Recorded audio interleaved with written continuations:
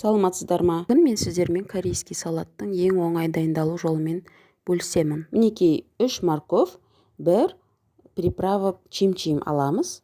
Морковты корейский салат турайтын төркіден өткізіп аламыз, жақсылап. Каналыма тіркеліп, лайк басып қоюды ұмытпаңыздар. Өткіштен өткізіп алдым. Бұл салатты чим-чиммен араластырамын. Тұз ештеңе қоспайсыз, тек қана шемішкі май 1 столовый қасық қоссаңыз болады. Бұл салаттың ерекшелігі өте дәмді болып шығады. Барлық тамаққа қосып дәмдеуіш ретінде жеуіңізге болады. Және 1 аптаға дейін маринованный сәбіз ретінде қолдансаңыз болады. Мен өзім аптасына 1 рет жасаймын. Понедельник жасасам, пятницаға дейін бұзылмайды. Жанұямызбен бітіреміз. Өте қолжетімді, өте дәмді салат болып шығады. Сондықтан қонақтарға да үйге де дайындап қойсаңыз болады. Осылай араластырып аласыз. Араластырып, жақсылап, сіңдіріп алып, бұлғап аламыз осылай.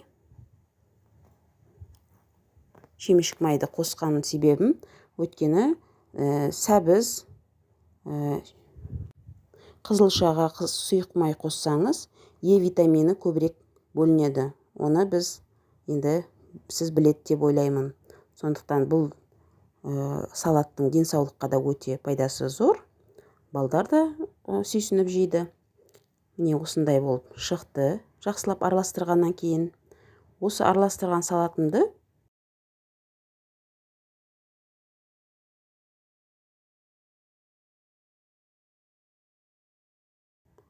бір контейнерге, барлығын дайындап, контейнерге салып қоямын. Осындай болып шығады. Міне контейнерге салып жатырмын. Холодильникте корейский салат болып та тұрады. Мен өзім маринованный салат деймін. Маринованный сәбіз деп атаймын өзім үйде. Осылай әрқашан қолжетімді, әдемі дастарханыңыз ашып тұратын салат дайындап қойсаңыз болады. Менің каналыма тіркеліп, лайк басып қоюды ұмытпаңыздар.